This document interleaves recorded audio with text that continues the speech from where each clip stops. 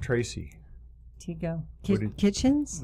Let's talk about kitchens real quick. Oh, I brought up the wrong chart. What did I do with it? Here did it go? Here it went. Okay.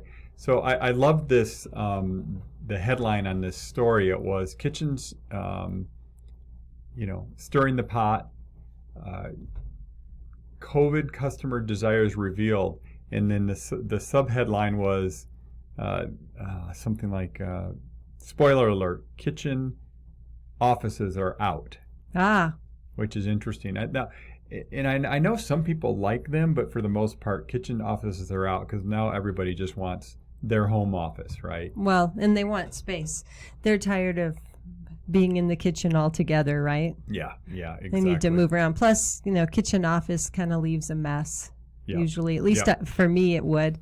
I leave my papers all over the table and everything.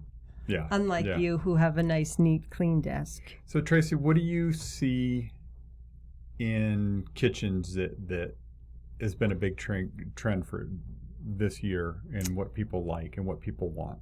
Yeah, I noticed there's been more of that darker stainless. I don't remember what it's called. It's like a black stainless. Yeah, the black stainless appliances. Yep. I've seen a lot of those. I've seen a lot more refrigerators that have computer door, like a screen in the door where you can program it and you can have your Alexa or whatever. Your whole house. Your whole house automation through your fridge. To say I know. Radio. I said it and I thought, ours is going to be saying, what can I help you with right now? Yeah. But the screen where there's you automate your home off your fridge, and me personally, I've seen our friends have that, and I'm like, I don't think I want to do that from my refrigerator door, but whatever.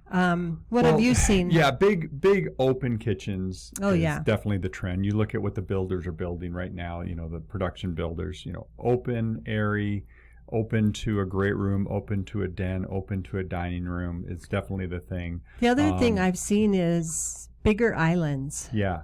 Bigger islands, more seating around islands, a little less maybe even in dining space, like for dining tables.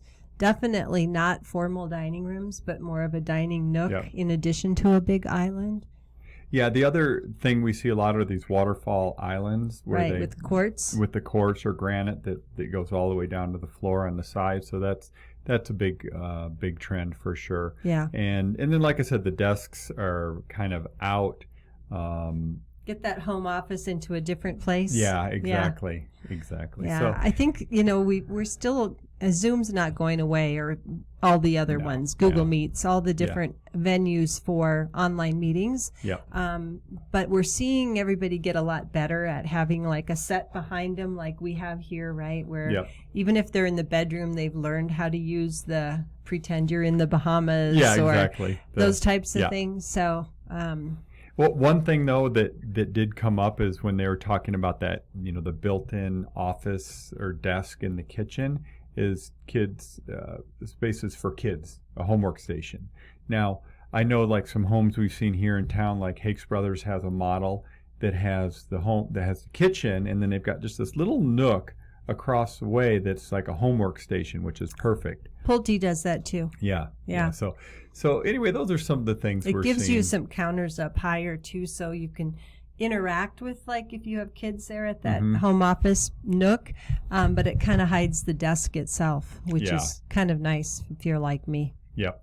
And so the other thing that happened this week, Tigo, lumber. So lumber futures, right? We've been talking about the cost to build lately. How did we get to a point where real estate agents are talking about lumber futures? Well, here we are. Yeah. So for months now, we've been talking about the rising cost of building a new home, and lumber prices had shot up significantly, right? Yeah. And it was adding huge percentages to the build cost, in addition to other things. There's other things. Cement has gone way up. There's other tradespeople and wages and everything.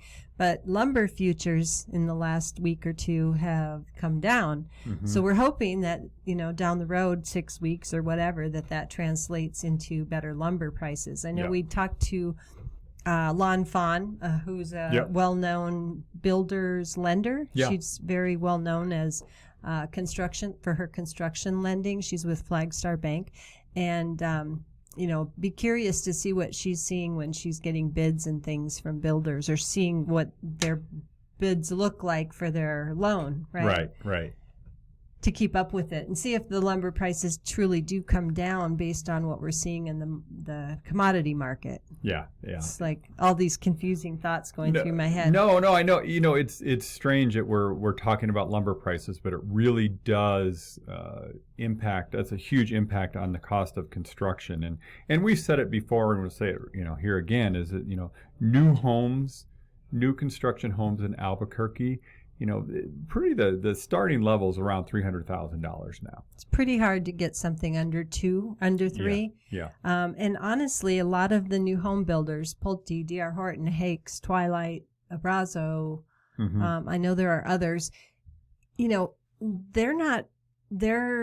in the 3s, in the 4s, in the 5s, in the 6s, in the 7s, for new home construction. We're not talking about custom, hire an architect, hire a builder, find a lot. Yep.